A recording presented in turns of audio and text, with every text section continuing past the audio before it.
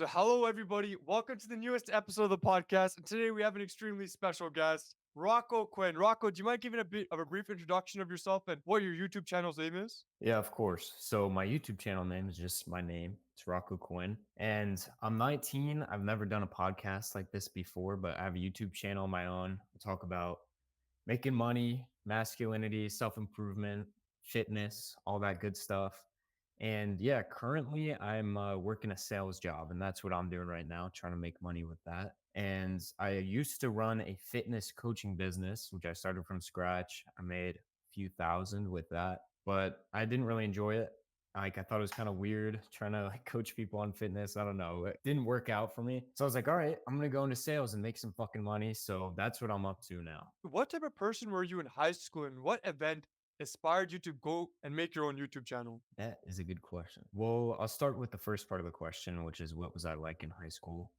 So I was a late bloomer, and that impacted me a lot. I was like 5'4" going into freshman year, which is like Mhm, when you're 14, 15. mhm, And like I didn't get girls at that point. Like I was a little bit of a loser. I was like skinny fat, and everyone was taller than me. So if you're a late bloomer as well, like you'll know the big impact that has. But then my sophomore year was COVID year, so I was fully online, and that's kind of where I first started to like really push into developing myself and thinking about mhm, certain things. I went to the gym. I wasn't watching any of these guys online or anything like that. I started going to the gym and I hit my growth spurt. I got a lot taller. I come back junior year, everyone's like, "Holy shit, this was like the short kid." And now I'm taller, like I was lean, I had a pretty good physique, and I started like hanging out with friends. So I got this huge, like awesome group of friends. There's literally 30 guys, 30 of us dudes, mhm, and we would have parties like every weekend. So we were like the party group, and I was super into like drinking, boozing, like getting mhm, girls, partying, that type of shit. And it was a lot of fun, but it wasn't until the end of my junior year where I really got more into this sort of space. Like I started watching guys like Hamza and Andrew Tate at first. They had the biggest impact on me for sure. And I still had fun after that, so transitioned to my senior year, but I was trying to make money. This is when I started learning about entrepreneurship. I tried drop shipping, Amazon FBA, all the standard guru shit. Didn't really apply myself to it fully. Like I don't know. I kind of just was swapping around, fucking around. Still had a little bit of a monkey brain, I was still partying all the time senior year. Then now, my freshman year of college, when I moved here, I mean, I went full fucking like fully into this stuff. So mhm, I'm in college. I'm in my own apartment right now, so it's just me. And literally, I just cut everything out. I stopped partying. I stopped drinking. I started learning more, and I started my fitness coaching business. And literally, all I would do is just work all day. Like I cut out fucking TV shows, movies, basically any outside sources. I bought a bunch of courses. I learned from a lot of mentors, and I just went all in on working and YouTube. And then I believe the second part of that question that you asked was like what started all of this? I'd say it was like during that period of the end of when I was a freshman and a sophomore, like it felt like there was something missing. And I feel like a lot of guys, like you probably went through this. I feel like a lot of guys who start their self-improvement journey, like before they do that, you feel like there's something missing. Like life doesn't feel right. Kind of sad. You're kind of miserable. Bro, like I was a loser. I didn't get any girls. I was not happy. Like I was very depressed. I was not like or depressed, however you want to say it. And I wasn't fulfilled. And I think that just kind of like I just wanted something to change. I knew like in my heart something was wrong and I wasn't doing everything the right way. And I knew I could get more out of life. I was like, fuck this, I'm gonna make a change. And that's kind of what started everything. So long mhm. answer. Yeah, I do find that that was very similar to my own journey. So, the point you made in terms of how it all comes down to a state of wanting to be like somebody, but that wanting creates a sense of emptiness. We don't feel that we're making any progress towards that goal, as we don't feel that there's any way out until we get shown these heroes, these idols like Hamza, First Man, Andrew Tate. And you did make a video discussing idols and how Mhm. we shouldn't be like them. We should first forge our own path and become our own men, form an authentic identity. How do you think you've done that so far? And how have you differentiated yourself from Hamza, First Man, or any of these other YouTubers? Yeah, absolutely. So in that video, I talk about how if you want to develop yourself fully as a man and you want to become your own man, you need to have experiences for yourself. You can't just take the advice you hear from Hamza and Iman Gadzhi and all these guys and just apply it like there's some perfectly like gifted with wisdom person. You got to try this shit out for yourself and test it and see how it works. And as far as in my own life, yeah, like I want to say it was Hamza and Andrew Tate at the same time. Like I saw the lives they had and they inspired me to get started. And at the beginning, like I took their advice. I took it all and it worked well for me. And then along the way, I kind of pushed some stuff away and I kind of tested things out for myself and saw what made sense in my own life. And I just reiterated. So like Mm. I tested the hypothesis. I saw the outcome if I liked it or not, and I reiterated. Like that's literally Yeah. what I did. And my views now are a combination of like a lot of the guys in the space, but also my own experiences. And I think it's very important to like if you want to become your own man, to go through the initial stages, those like first year or in six Mhm. months of learning all the basic info, like so you're not a retard anymore. And Mhm. then from there, like you got to cut it out. You got to fucking go and be your own man and take action at some point. So that was the point I was trying to get across with that video. Yeah, and I really resonated with that point because my channel's message is to dream big and take action on those dreams. Now, Mm, what a lot of people in self-improvement in our community they do is they watch Hamza, they watch First Man, they watch Iman Godsi, they take all the information and they try to be just like them. They don't take a step back, sit down and see how can I use this information and apply it directly to my own circumstances in life, which is something you did and which resulted in you taking progress. Henceforth, you dreamed big and you took action and made progress. yeah, and I see it like, they're like big, beautiful apple trees. You got the apple tree, Andrew Tate, the Hamza apple tree, the Sam Ovens, whatever, and you're picking apples, right? So you watch all their content.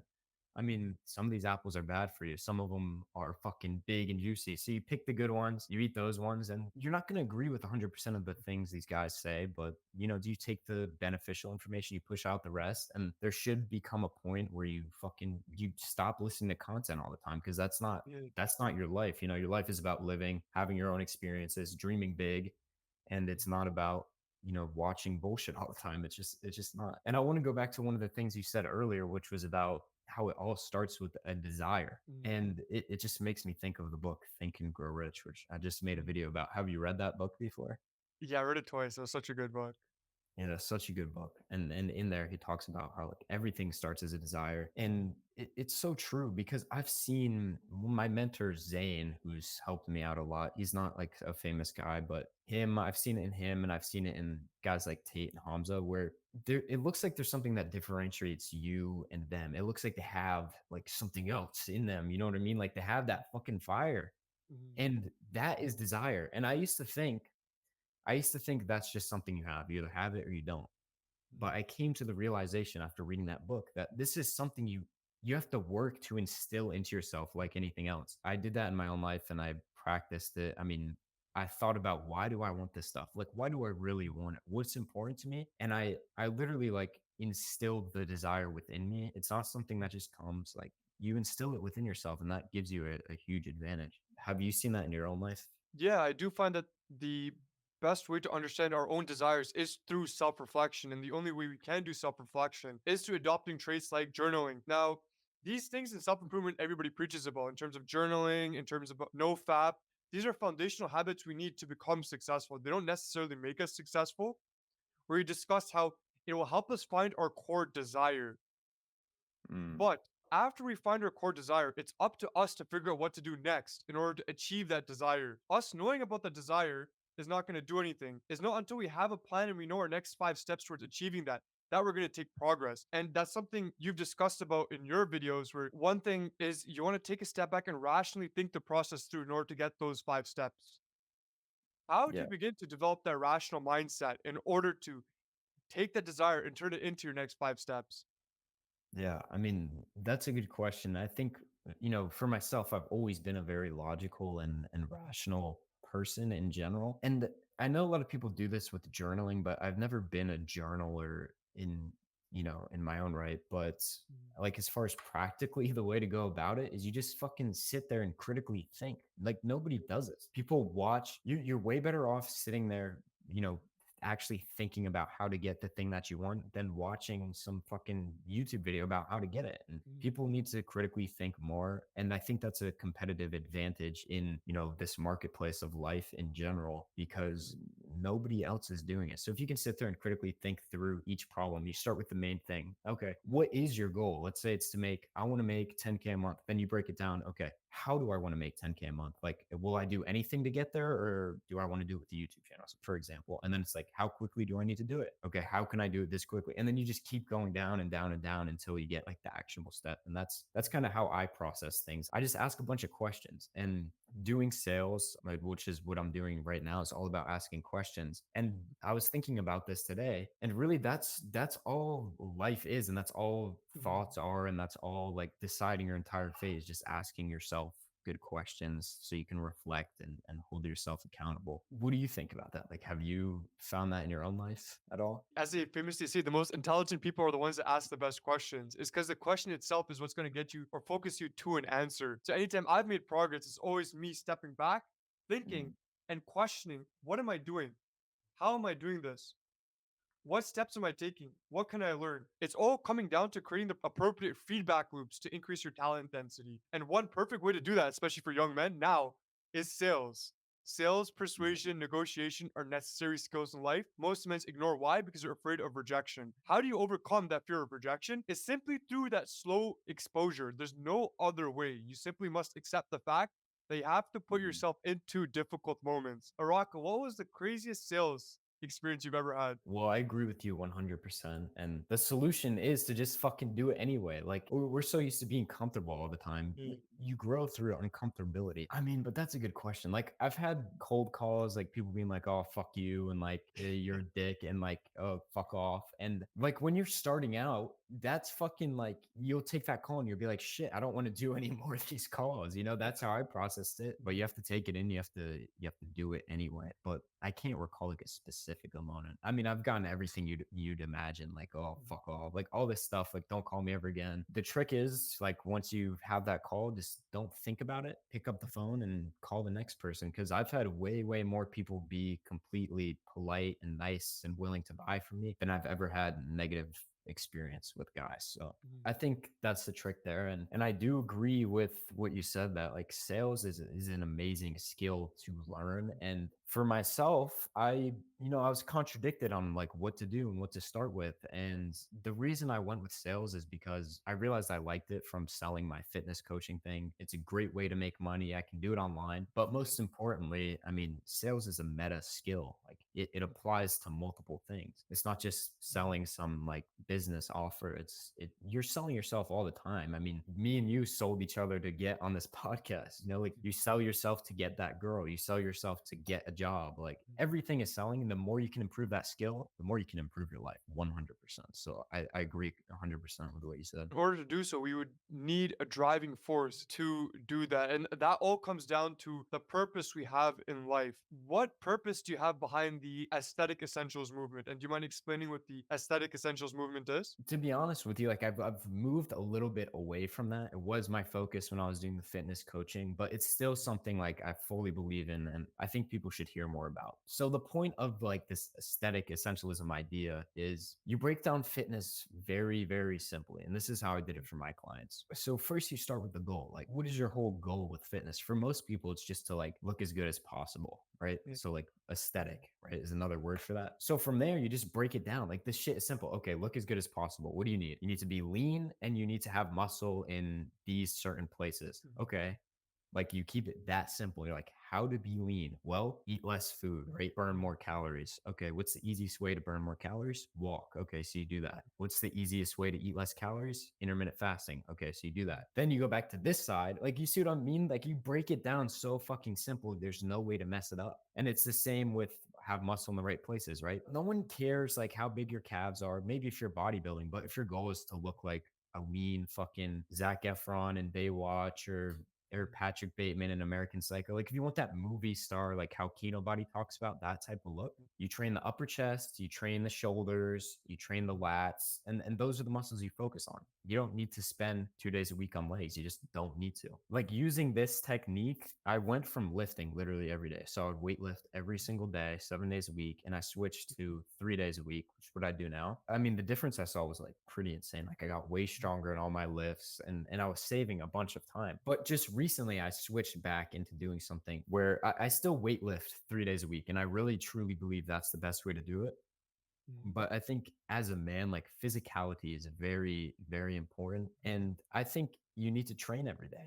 I don't think there's any fucking excuse to not get up and train every day. Like to do something, like do some fucking push ups. You hear that all the time, but like go for a run, learn how to fight. So that's what I've been doing. I weight lift 3 days a week. And, the other days I'm either training jujitsu, a little bit of boxing, or I'm like going for a run or something. So that's just something I started recently. And I think it's important for you. Like, do you train every day or? Yeah, I'm on 6 days. 6 days push pull actually. Yo, let me show you my physique and give me a rating. Okay. Push pull legs, man. Yeah, oh no, bro. I've been doing it for like 2 years and I've made a lot of progress from it. So I'm happy Nice, with it. man. But I do think it's also dependent on the person. Yeah, for sure. And I mean, if you're making progress to your goals, then why change, right? Yeah, that's very true. I don't know if this is a good picture, but It's blurry right now. I can't see it too clearly. oh, go on my. Looks like you have a big shoulder though. Yeah, my shoulders are decent, bro. You have it My on your. bench is really good though. See if I can screen share it here for my IG. It's a nice thing about using StreamYard. And I'm not. Okay, yeah, yeah. There you go. There you go. You look pretty lean, dude. It looks like you have a good shoulder too. So, like for myself, I always had tiny shoulders and a big chest. Now my focus was always spent on shoulders. But it looks like you have like pretty big shoulders and chest, which is very good. Very nice. Yeah, it looks like you have good genetics too. Yeah, thanks, bro. It's not really good genetics, man. My parents are all skinny fat, bro. I feel with the gym, what it is you just have to stay consistent and diet. The message you have where it's focusing on certain muscle groups is I fully agree with that because what a lot of people tend to ignore in terms of the gym is they never do the V taper. Hmm. Never focus on the V taper abs. They never do lower abs. Lower abs and the V taper are like the two most aesthetic muscle groups, in my opinion, especially if you want to attract the opposite sex. Another is shoulders. Guys never do shoulders. Like if they do Yeah. shoulders, they're like half-assing it like this. Yeah. And also, as you stated, they do bench press, but they never do incline bench press. And incline bench press, as you stated, upper chest is very important to develop. Yeah, 100%. And with the aesthetic essentialism thing, it's breaking down what your goal is. Like for Mhm, me, the whole reason I started lifting was not to be a bodybuilder. It mhm, wasn't to fucking like spend all day in the gym. It wasn't mhm. to get as strong as possible. It was to look fucking good. And it was to have lean, like that movie star chiseled physique. Yeah. And I crafted what I do around that. I didn't craft it around being strong or anything like that. And it's true, like focusing on these muscle groups is all you need. Like if that's your goal. And if you want to be a bodybuilder, go ahead and do fucking calf raises and spend an hour doing hamstring curls or whatever the Yeah. fuck. But Mhm. I'm gonna spend an hour in the gym and look fucking better than you all day. So Yeah, and it's also the quality of time you're spending in the gym. Bro, let's be honest. I swear half the people in the gym, the video you made in terms of 1%, bro, I was so astounded. Only 14% of Gen Zers go to the gym. But dude, now that video is crazy. Like I was fucking like same with you. I was surprised with that number. I would say it's even smaller than that because out of that 14%, how many go to the gym and just sit on their phone and stare at chicks? Yeah. About 7 to 8%. So you cut that down even more. And how much go with a friend and then waste even more time in the gym, just talking away or doing this or doing that? That cuts it down to maybe 3 or 4%. But when we walk outside, all we do is we see the people with nice physiques. We see this person, we see that person. We scroll through Instagram, we see, oh, this guy looks like a model, this guy looks like a bodybuilder, this girl looks hot. But the thing is that Instagram, TikTok, and YouTube are promoting a very quote unquote unachievable lifestyle for who you are right now. Now, how you get that achievable lifestyle is, as both of us have done, is by actually putting in the goddamn work, effort, and time. But a lot of people don't want to put in that work, effort, and time because it spend their time wasting away scrolling through TikTok and actually looking at these people rather than taking the initiative, going to the gym and putting in those extra sets, putting in those extra reps. Dude, 100%. And every time I go in the gym, I'm just surprised. Like, no one's actually pushing themselves. They're, like you said, they're on their phone, they're scrolling, they're just fucking like twiddling thumbs with their with their buddy in the gym. Like, no one's actually pushing themselves hard in the gym. And actually going back to like my routine and how I structure everything, I switched to the 3 day split because when I was doing like a 6 day or I was doing 7 days push pull legs, like push pull legs, push pull leg. When I was doing that, like it was too much volume. Like I couldn't push myself as hard as I wanted to do and do like as much weight as I wanted to do. So I found when I switched to this 3 day weightlifting routine that I'm doing now, I can push myself hard as fuck every set Mhm. And like that feels fucking awesome because that's the whole reason I'm there. I want to push hard. I want to lift some fucking heavy weights and I want to look sick. Yeah, I mean, that made a big impact for me. Yeah. But I mean, the amount of guys who just, what do you expect? You expect you're going to be fucking jacked and lean and have a good V taper with doing some gay shit like this? Like, no, you have to fucking put the work in, dude. Yeah, I fully agree with that.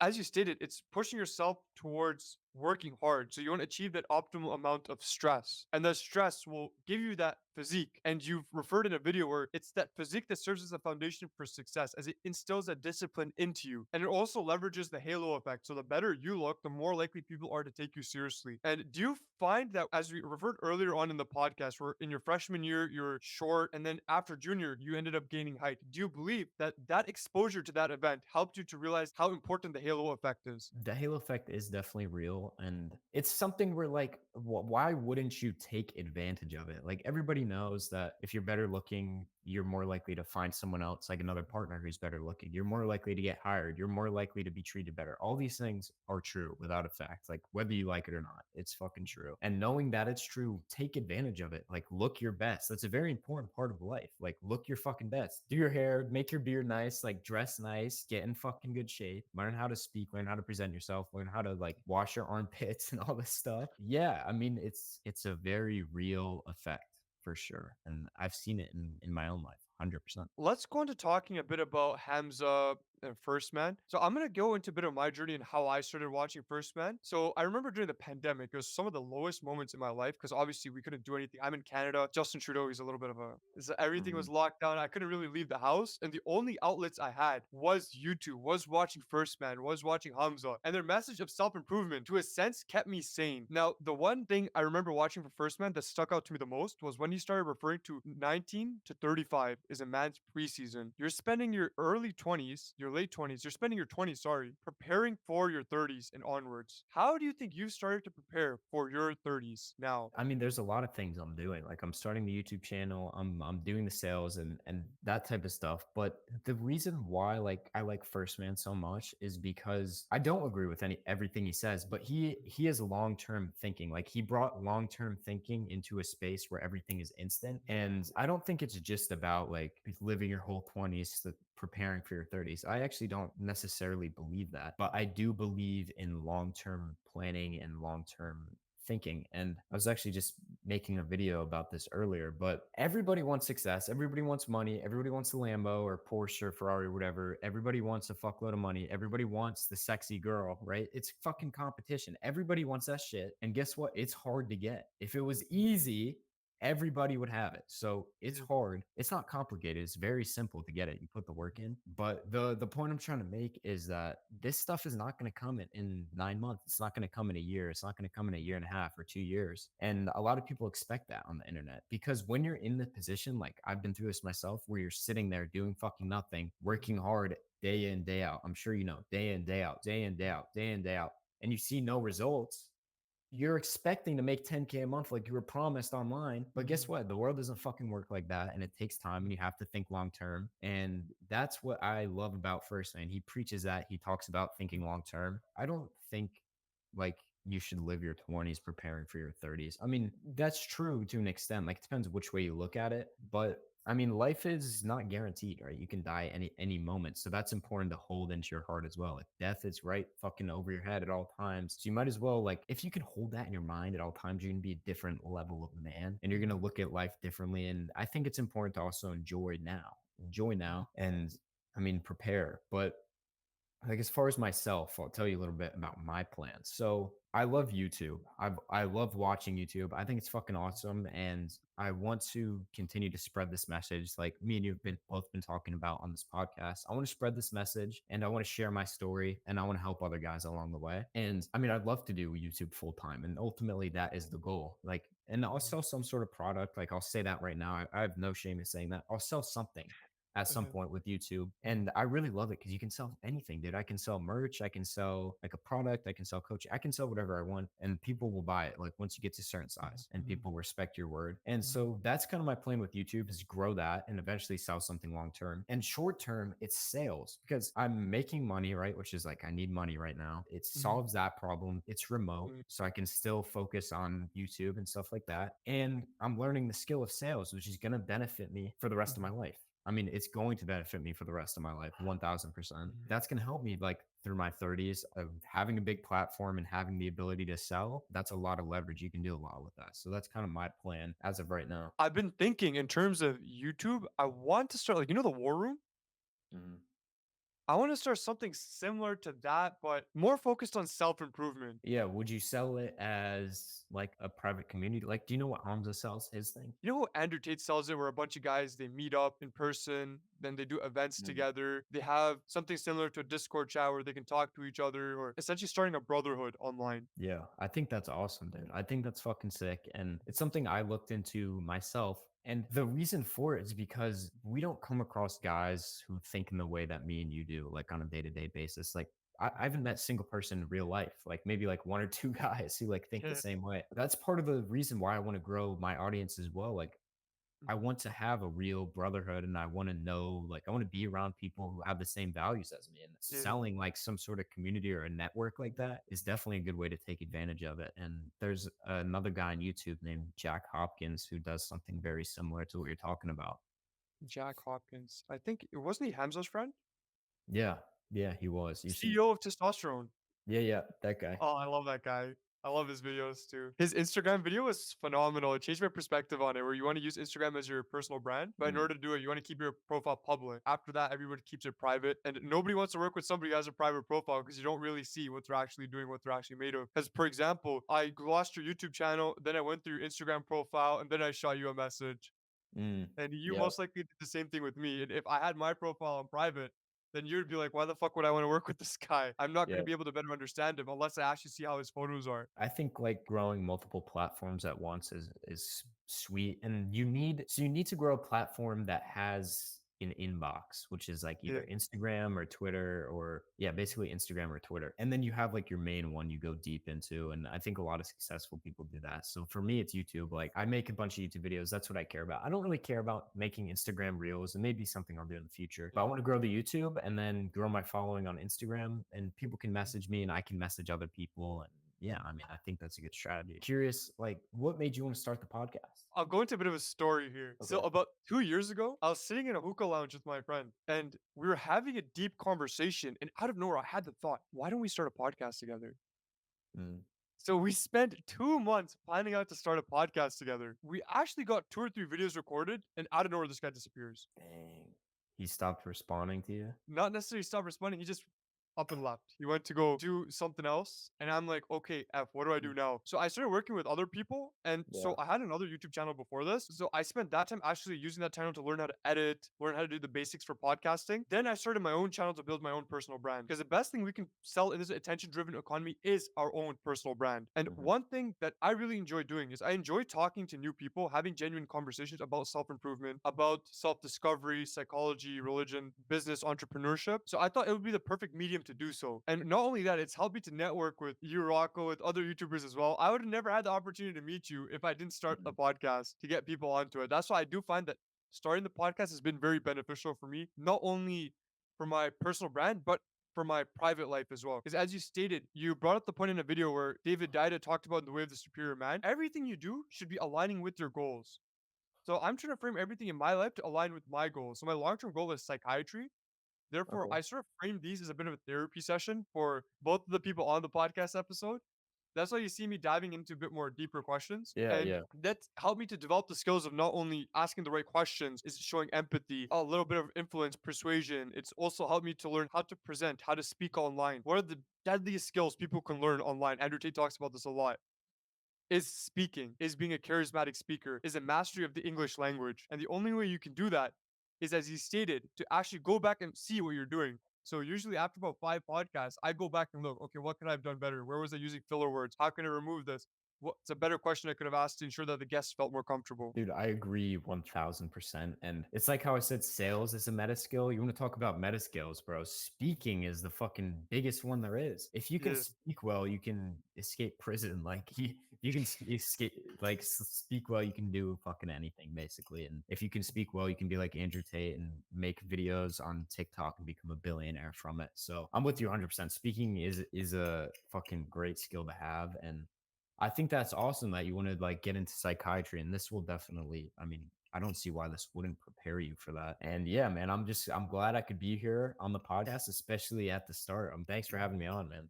Yeah, no, I really appreciate you taking the opportunity because most people, what they do is they see podcasts, they get scared. Like, I don't know if I want to do a podcast. It takes courage to do these type of things. And one thing I've realized in my life is the most important virtue for a man to have is courage. Courage serves as the foundation for everything else. Why? Because unless you have courage, you're not going to be able to be honest. You're not going to be able to be somebody who you can trust because it takes courage to stand up for what is right. It takes courage to look at somebody and say, no, I'm not doing this because this goes against my values. So, Rocco, it shows a lot about your character that you took the opportunity to come on a podcast. I really wanted to get on here, and I thought it would be a great opportunity to like not only meet you but meet all your viewers as well. So yeah, I mean, I'm definitely happy to be here. And man, like what you just said is totally like true. Like, and I've found it in my own life as well. Like Yeah. 100% facts, dude. So, how do you find the right group of guys to give you that sense of courage? Because one thing I've realized in my life is what has allowed me to show more courage is that I know that even if I make a mistake, my friends will pat me on the back and say, damn, you made a mistake, but next time you got this. That is a question I can't answer, and that's a place where I'm at in my life right now. Like I have a good group of guys online, like who are in thinking in similar ways. But the truth is, like, I haven't found those guys yet. I'm in Tallahassee, Florida. Like I haven't found that group of brotherhood. And I know once I do, it will accelerate things a lot for me. But I'm not gonna make an excuse and say I don't have guys around me, so I can't push myself hard. Like I'm gonna do it fucking anyway. I don't care. But it's something that I would love to have a fucking friend like live with me or be right down the street where we could like talk about this type of shit. I mean, that would be awesome. So I can't really give advice on that because I don't have it for myself yet. But I would assume the best way to go about it is to just fucking talk to people in person, like socialize how your parents did and that type of stuff. And the reason I agree so much with what you said about courage is because everyone is a fucking coward nowadays. Like Mhm. everyone is a coward. And the reason I'm saying that is because I believe with my whole heart that every moment of every day, of every second, you know, in your heart, you know, in your gut, what you should or shouldn't do. Like if you sit there and think for a second, okay, I shouldn't go pick up my phone, you know, okay, I should make that sales call or I should record this video right now. And people all the fucking time choose the bitch option. They choose to go on their phone. They choose to not do the fucking homework assignment. They choose to not do the sales call and they Yeah. go fucking pick up their phone and scroll on TikTok. Like, you know, in your heart what you're doing. That's why you feel like fucking shit all the time. And Mhm. everyone is a coward. Everyone is a coward if you don't have what you want. And I'm not immune to this. I'm not some like fucking millionaire guy. Like I'm still getting started. I'm still working on myself. But I found this to be so true. Every single second, like I know if what I'm doing is right and I know if what I'm doing is wrong. And that's just something that's intrinsically within us. Mhm. And the truth of the fucking universe is that you get what you deserve. You always are in the position that you deserve to be in. And the reason for that is because you make these micro decisions all the time, which determine your life. And you know, like if you really wanted something, you would have it. Yeah. Like you can have anything you want. I fully believe that. You just have to work hard and you just have to make the right decisions. It's that simple. Yeah, you can definitely have anything you want. And that all comes down to the baseline virtues and values you have. If you want to distinguish yourself as a 1% man, what do all 1% men have? They have courage. Why don't you have fucking courage? Because you're a little bitch. And your entire life, your parents have coddled you, and you live in a Western society where everything's made super easy for you. It's made for you to chase your desires in order to hijack your dopamine reward circuit so you can pursue things that have no value. Why? Because if men begin to have value, what happens? Then we begin to stand up to Big Brother, to say the least. That is deep down the rabbit hole, but I agree to you with an extent. There's also, I mean, you can talk for hours about this shit, which is like, why do they even want that? I don't know if we need to go down that rabbit hole, but it's crazy. And I have empathy for these guys because if you think about it, like people are getting paid six-figure salaries to keep you on your phone, to keep you scrolling on TikTok. Like people are getting paid. They're doing split tests to see which ad or which button is going to keep you on the app longer. and Yeah. you have to resist it. Like that shit's not easy. I empathize with these guys 100% Mhm. because I used to be in the same spot. Like I used to be a fucking loser. I used to be on my phone all the time. I used to be doing all this dumb shit, and it's not easy. Like it's hard. You're resisting against the matrix or whatever you want Yeah. to call it. You're resisting against probably hundreds of thousands of people who Mhm. have jobs in place. They're getting paid to keep you addicted, to keep you Mhm. miserable, basically. Everything is fucked, dude, from sleep to diet to Mhm. social media. Like, shit is hard and you have to completely shed your skin. You have to turn into a new person in order to develop in these ways. And these things are addictive and they're very smart and clever with Mhm. the way they design everything. But I'll say, like I said a second ago, like you'll get what you deserve. And if you really want something to change, if you're really not satisfied with life, then you'll figure it out. You'll fucking do it. That's what I believe. How important do you think religion has been in your journey? That is a very good question. I can go ahead and I'll dive deeper on that. So, when I was like first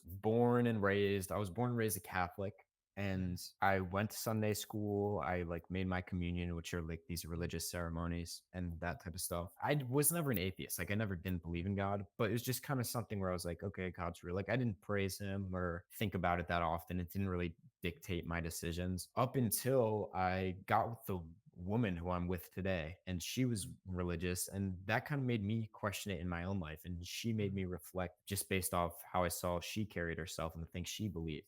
And that Mhm. kind of set me on my own journey. So I saw something, I can't remember who said it or where it came from, but it was like, how can you expect God to be in your life or to be there for you if you haven't like put the effort in to see him? Like if you haven't seeked him out, why would he show himself to you? Mhm. So once I tried that, once I put the effort in, I saw God in my life. And this Mhm. has been like a recent experience for me, like just this past year or like 9 months. And every month I'm getting closer and closer and learning more and more. Yeah, I mean, I've developed a much closer relationship with God, and it's been very important to me. I mean, I see everything completely differently now. I can see I have more wisdom about what's right and what's wrong, and I have a better like basis to make decisions on. And having God in your life is very important because everybody has a God at the end of the day. Like whether you think about it or not, it's so true. Like your God is either money or sex or Mhm. gambling or some hedonistic thing.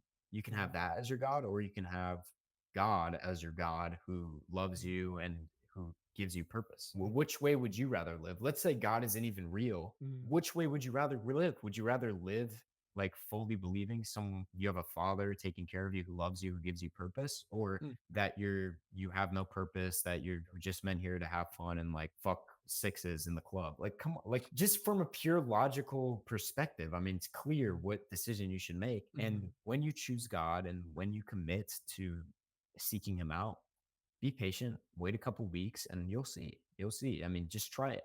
Try it. And that's my advice. And I mean, it's made a huge impact on me. Like as I've gotten closer with God, he's done so much for me. And Mhm. my life has changed a lot. Like my views on things have became different. I've become more mature. And he's Mhm. definitely a very important part of my life that it's like a lifelong journey. I have to keep going. I mean, what are your views on religion? I believe that the reason why people would say the Western society has fallen or is on its decline is due to the lack of spirituality or having a spiritual foundation. How do you develop a spiritual foundation? That comes to religion. Religion gives you the moral virtues, the values that are necessary for you to make the right decisions. Now, what somebody who's atheist or agnostic would say, but oh, why do I need religion? I could just watch this philosopher here. I can do this or that. Most philosophers are either add to religion or they're a reaction to religion. You cannot escape religion. It's always going to be there. Now, I keep coming back to values. I keep coming back to virtues. Why? Because literally, if you want to become the man you wish to be, you need to ensure that your virtues and values are correct. All men who have a semblance of chivalry take it from a religion. Christianity, Islam, other religions. Go through history. Baldwin the Fourth, he was Christian, very chivalrous. Salahuddin, he was a Muslim, he was very chivalrous. These are things that have created civilizations who have created some of the most looked up to figures in history, and yet we in the West tend to ignore it and say, "Oh, why should we pay attention to this? I'd rather go and watch the YouTuber with the 500,000 subscribers over there and see what you tell me." But for example, let's look at Hamza. He's a perfect case study for this. Hamza views himself as agnostic, At a point, he was atheist. The reason why I stopped watching Hamza is because every other week he'd be saying something different. You remember how he's like, I'm doing the Mm, Jeffrey Adonis videos. Now I'm gonna stop doing the Jeffrey Adonis videos and I'm gonna start posting the long form content. And then he does that for about 2 months. 2 months later, I'm going back to Jeffrey Adonis. My views are down right now. mm, I need to try to funnel people into Adonis Academy. So he shifts over to doing that again. Now, my thing is, if I can't take your word seriously, then how do you expect me to take your advice? Because there's a famous saying, the most precious thing under the sun is the words of a believing man. mm. And I can't take your words seriously as a man. How can I treat you with any semblance of respect? How can I take your message, your vision seriously? That is my issue, actually. Why I stopped watching Hamza. First Man, on the other hand, he usually sticks by and he would admit his faults. Hamza, I've barely seen him do that. And also it's a semblance where there's one particular example. He's talking about, oh, I'm done with these 304s. I'm done with these girls. I don't want to. I broke up with my girlfriend. 2 months later, what does he do? Goes back to his girlfriend. I don't have an issue with Hamza. Like the guy changed my life completely in the way I think, but none of us really know what the fuck we're doing. Like we can sit here and talk on this podcast and act like we know what we're doing, but nothing is in your control. Like fucking 10 guys can break into your house right now and kill you. Like there can be a fucking earthquake, there can be a tsunami. So no one really knows what the fuck they're doing. And if that's the case, why not trust in the one who does, which is God? He is a plan and you gotta trust in that. I mean, that's the only way to go about it. And then I mean, as far as Hamza goes, I don't watch him like that much anymore. I feel like I'm at the point where I just want to work on my own stuff. But I don't have a problem with the guy at all. Like he's just like us. He was an ambitious guy who wanted to make money online and he fucking did it. He's making $2 million a year. I will take advice from that guy. He makes more fucking money than me. So I'm sure as hell gonna listen to what he says. And it's interesting. I actually have a funny story with Hamza. So I joined his Adonis school like a while ago. There wasn't that many people in it. I was like kind of high on the leaderboard and I was making posts all the time. And so was my mentor, Zane. So Zane was the guy I mentioned earlier. He was in Adonis school and he was like the top guy on the leaderboard. He's like the most active guy in the community. And one of my other friends, Elias, was up there too. And I would make posts about fitness and stuff like this. And I had another school community. The way it works is on schools, like if you click someone's profile, they can see your community and join. And I looked up to Hamza a lot at this point, and I was making posts in the community about fitness. And Hamza saw that, like me, Zane, and Elias, we had our own communities, and we were selling them coaching and things like that. And he banned us from the community. So like we were the top guys in his community, and he banned us. He banned us because like he thought we were just making posts to get clients and to like steal his clients and shit like that. And so after that happened, I was like, damn, like what the fuck, dude? You banned me? Like I actually like what you're saying. I like your message and I like the guys in there, but it was just a business decision. I mean, I get it. I don't take it to heart or anything like that, but it's an interesting story I had with them. And you can't put anyone on a pedestal. And I talk about this in some of my videos. Like, don't look at me like I'm the gospel. Like, I don't know what the fuck I'm doing either. I'm just telling you like what's worked for me. Andrew Tate doesn't know exactly what he's doing. Hamza doesn't know exactly what he's doing. Like what they say is not going to apply perfectly to you. They're telling you what has worked for them and what they think is the best advice, but it's not always going to work. And people are going to change their mind and people are going to learn. And shit's going to happen that makes it you look at things differently. And that's just how fucking life goes. It happens to everybody. It's going to happen to you. It's going to happen to me. Like, bro, I look back every 3 months. I look back and I'm like, what the fuck was I doing? Or like, what the fuck was I thinking? Like, that's just growth. That's just life as humans. So Yeah, as they say, famously say that they plot and plan, but God is the greatest of planners. That in order for you to make a change, you must first learn to love, accept, and embrace fate. That what you do now, you're fine with it happening over and over and over again. So that comes down to Nietzsche's concept of the eternal recurrence, where you want to view all your events in life, or you want to view your life as a continuous circle. That for the rest of eternity, your life is just going to keep on playing to you again and again and again and again. So each decision you make, you must be comfortable making that decision for the rest of eternity. It's a thought experiment he came up with. It's very interesting. To go back to Hamza, I think that Hamza is a funnel for you to get into your own journey. For example, I went through his videos, I took his advice, and he says it himself that eventually you're going to stop watching my content when you start pushing yourself and starting your own community. My issue, not necessarily with Hamza, I'm not salty with the person, I'm just clarifying that for anybody watching. My issue is this, is that instead of idolizing, as you stated, Hamza, instead of idolizing First Man, instead of idolizing Andrew Tate, which, as you said in your video, you idolize God. God is the only idol that should be in your heart. Everything else, every other idol serves to block that connection, that essential essence between you and God, as they say in the Think and Grow Rich, where they constantly say that you want to manifest reality. So how you manifest reality is by consistently telling yourself or giving yourself affirmations. Why you want to consistently give yourself affirmations like I am going to succeed, I am going to succeed, is that it will slowly but surely go down into your subconscious, and it's in your subconscious that you're connected to God. So they famously say that in order to know God, you must know yourself. But the hardest thing to do is to actually know yourself. Why? Because we're so caught up in material pursuits. We're so caught up in the external world that we never go and turn into the internal world to see what changes we truly have to make. It's like the greatest enemy we chase is the one we see in our dreams, in our nightmares, in forests and caves. It's not this ghost. It's not the Slender Man. It's not the Mhm. boogeyman or the clown from It. It's you.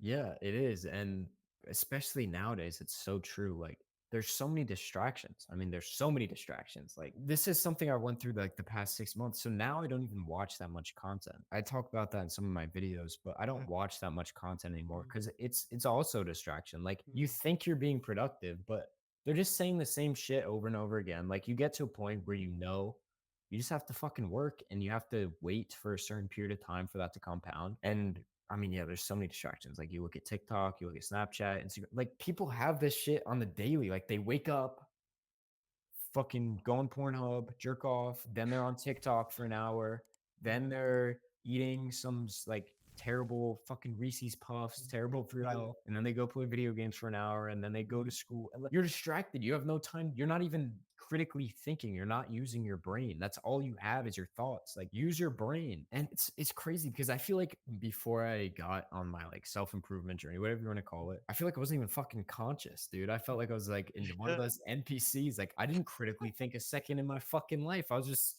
dude like going through life. And Mhm. then Yeah. you have that moment where everything kind of flips and snaps and you Mhm, take control. I want to hear your thoughts on this. Is I think once you get to a certain point in this journey, like there's no turning back. Like, mhm, bro, if I tried going back now to partying every day, to like fucking jacking off, to like watching fucking The Walking Dead mhm. on my phone, like staying up till 3 in the morning and not trying to make money, bro, I can't go back to that. Like, it's too Yeah. late. I'm cursed. I'm cursed and Mhm, blessed to fucking continue this journey until I die. I can't fucking go back to that shit. I don't have that luxury anymore. I can mhm, never work a regular job without being miserable. I just can't do it. It's not a possibility.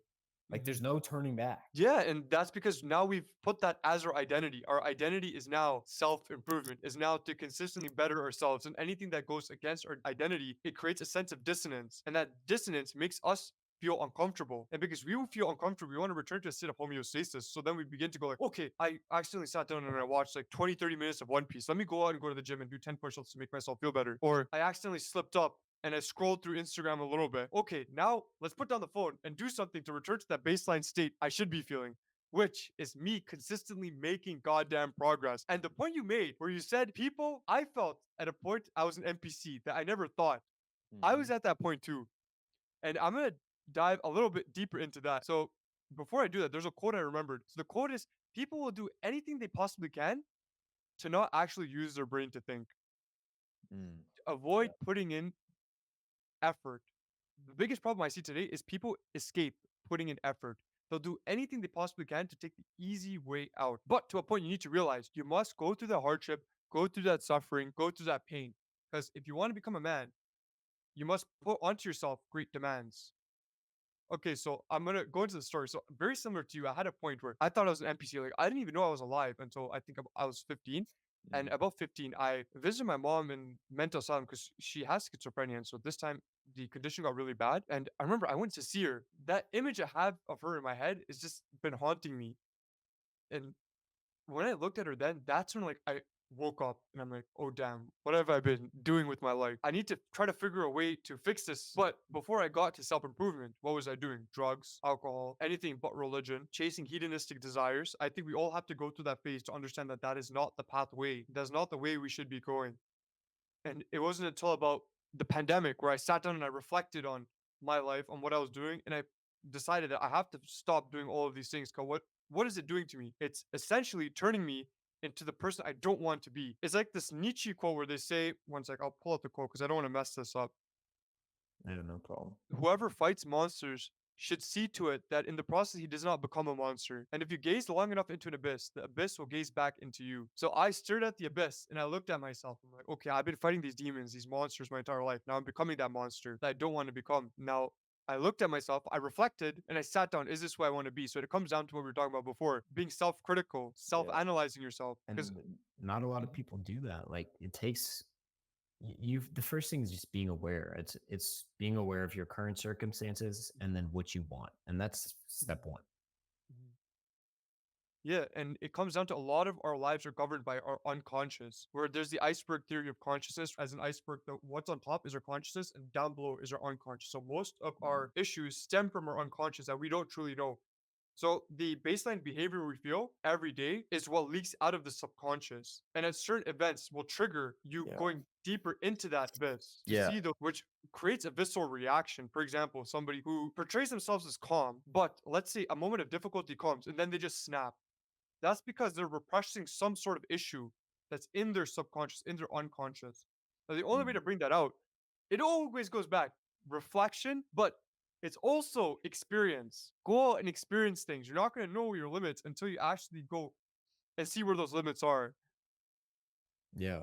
And it's interesting when you say that like your feelings are dictated by your subconscious. And I don't know, like that may be true. I haven't looked into that type of stuff too much, but I don't know. The way I think of it in my head is like I'm always in control. Like I can choose to react, like to snap or not. Like I have free will. I can choose to do it or not. So I believe that it's in my conscious control. Like I'll feel those feelings where I want to flip out and I'm like really fucking pissed, and I don't know why I feel pissed. That doesn't mean I act like a dickhead, right? So you get to a point where you like have to control these feelings. Like everyone's had the moments when they're younger and they're pissed, like their mom being a dickhead to their mom or something. Like I've had this where you snap and you yell at her and you don't even know like, well, why was I talking to my mom like that? Like, and then now that I'm older, like you get to these points where I feel those feelings where I get pissed. I'm not gonna talk like that. Like you have to control it. You have to fucking control yourself to not be a dickhead and to snap. Like, I'm not going to lie, I paid for Andrew Tate's The Real World and, Mhm. Sneako's Active Income. Okay. Yeah, and I realized that the real world I would recommend, but the active income course, no, it's not that good. Like it's honestly it's garbage. Dude, I've invested in so many programs, like, and it's taught me a lot. Like, I've invested almost 10K in like learning how to make money and like all Mhm. types of shit. So I don't think there's anything wrong with that either. Like, why not, bro? Take Yeah. fucking advantage of it. Everyone who makes a fuckload of money, Ty Lopez, Alex Hormozy, like, not that these guys are the billionaires of the world, but a Mhm. lot of the people I see who make a lot of money, they say invest into learning, invest into mentorship. Mhm. And that's how I made my first $1,000 online, was investing into a guy who's already doing it. So Mhm. invest into learning for sure. Well, let's say there's about 20, 30,000 people in your city or just around you in your neighborhood. How many of those people will actually share your values? Maybe one or two. And that's like one or two out of 20, 30,000 people, which is Yeah. incredibly, incredibly hard to find. That's one thing I enjoy about social media or online is if you use it correctly, as everything is a tool and it depends on how you use it. For example, you can't blame a gun for shooting somebody. It's the person who uses the gun to shoot. So you shouldn't be policing gun laws in all honesty. There should just be severe mental health checks to ensure that the person is mentally stable. Then yeah, because look at Switzerland. Switzerland, everybody in Switzerland owns a gun, but there's barely any school shootings. Why? Because in America, there's issues in terms of big pharma pushing certain drugs that cause people to behave in a certain manner. That's why I believe that I'm going to go on a bit of a tangent, but I'm going Yeah. to relate it back. I believe that the issue I find with modern psychiatry is everybody wants to treat the symptoms. They don't want to treat the underlying problem. That's an issue everybody has. Yeah. They want to treat the feeling of, oh, I want to get rid of my anxiety. I want to get rid of me not getting girls. How do I get girls? But there's an underlying cause that has resulted in you not getting that girl. Underlying cause that creates you. So anxiety, what is anxiety? Anxiety is the consistent feeling of worry for something. So now what is that worry? Why am I feeling worry? It all comes down to asking yourself questions. Ask yourself questions, understand what the problem is, and then going to solve that problem. Now, in psychiatry, they don't want to solve the underlying issue. They want to treat your symptoms. How do they treat symptoms? By giving you drugs. Now, Mm. we don't know the impact antidepressants or all these SSRIs are having on these kids that resulted them doing these quote unquote pew pew pew pew pewing in certain areas that they should not be doing pew pew pew pewing. It's scary. It's Mhm, scary for sure. And I mean, I'm happy that you're gonna be a psychiatrist because we need fucking more guys who are genuine, and like you're the fucking type of psychiatrist I would want my kid to have if he had a mhm, fucking mental illness. Like mhm, I don't want someone who's just gonna be like, okay, okay, that's how you feel. Okay, mhm. okay, drugs. that are gonna Mhm. change, alter your brain. Like that is Yeah. fucking scary. Dude, we live in a world which is, at least the Western side, is filled with mental health issues, and Mhm. people don't feel good. They don't feel fulfilled. They Mhm. feel depressed. They feel sad. Like divorce rates are at an all-time high. Like we definitely need good psychiatrists that can treat Mhm. people and aren't just gonna drug them up. So I think you'll be a fucking awesome psychiatrist, and like I Mhm. really think you should pursue that. I mean, I think that'd be fucking awesome. Yeah, I really appreciate it. So the reason why I bring up politics is actually politics. I read a book, and they say in the book that politics is a representation of the state of man at that particular moment in time. So it represents a psychotemporal state Mm, of man. If your country is in political disarray, that reflects on the people in that society. mm, So in order for us to fix the political situation, we need to stop thinking of, oh, we should vote Democrat, we should vote Republican, we should vote conservative, we should vote liberal. Fix yourself and your underlying issues, and then think about politics. Oh, but mhm. is it the politics that are causing those issues? I would state that we must blame ourselves for the state of politics because we're the ones letting all these politicians run these ads, manipulate us, put us through this propaganda. For example, when I watch an advertisement or a political ad on TV, I'm like, okay, persuasion technique here, okay, influence technique here, okay, he's trying to get me to vote for Mm, him by getting this authority figure to make it more likely that I do listen to what he's saying. But is this authority figure saying something of value? For example, they put on a doctor with so and so title for pew pew pew, like this for during the viral spread. I'm trying to say it so we don't get demonetized. The viral spread and this doctor saying this, but oh, he's just authority figure. Who's he getting paid off by? A lot of research is actually funded by certain organizations that want results mhm. that they want. So you're letting yourself get manipulated. Why are you blaming politicians?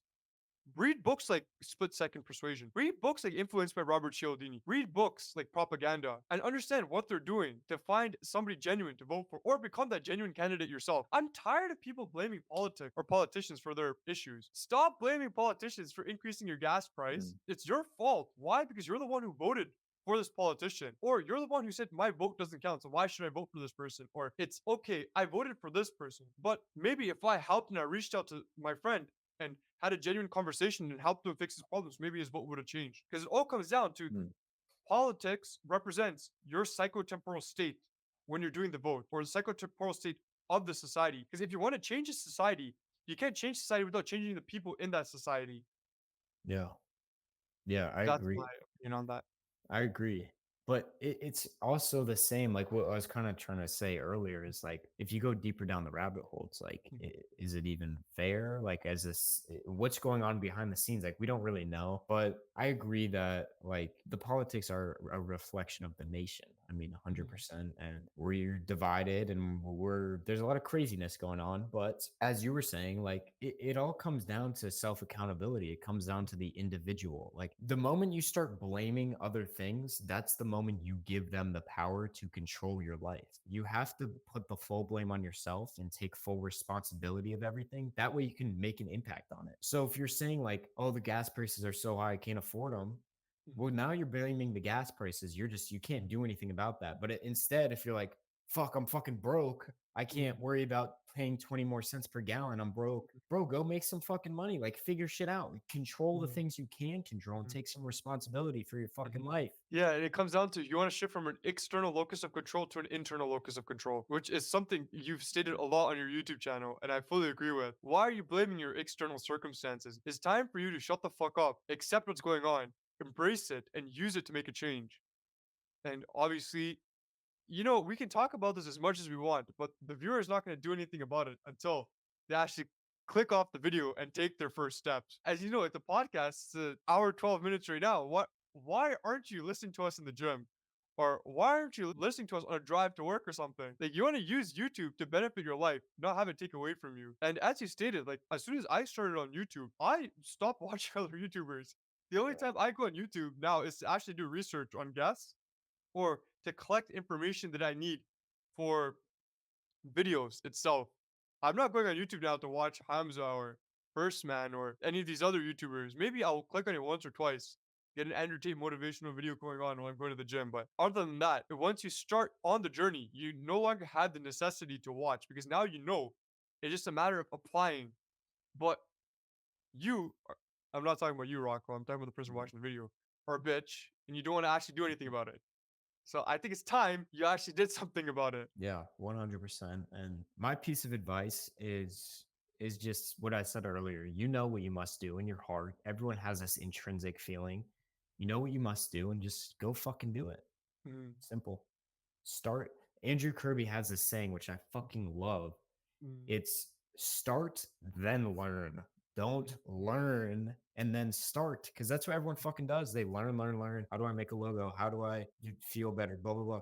And then they start. Bro, start now and learn later. You're going to learn more from starting. Start now, learn later. The one last question, we'll end off with a bit of a fun question. Let's say you're to go to one place on earth to go quote unquote monk mode. Where would you go? Hmm. Well, it would definitely have to be somewhere warm and sunny because I love the ocean. As far as a specific place, I want to say an island. I want to say in the Caribbean. Let's Mhm. go with the Bahamas. That's my place. I'll go fucking monk mode and go surfing, go fucking work on my business and get a nice tan. That's my plan. Awesome. Give it a year and we'll book a trip together to the Bahamas. Oh yeah, dude. Awesome. All right. I usually end with this. Are you not entertained? Are you not entertained?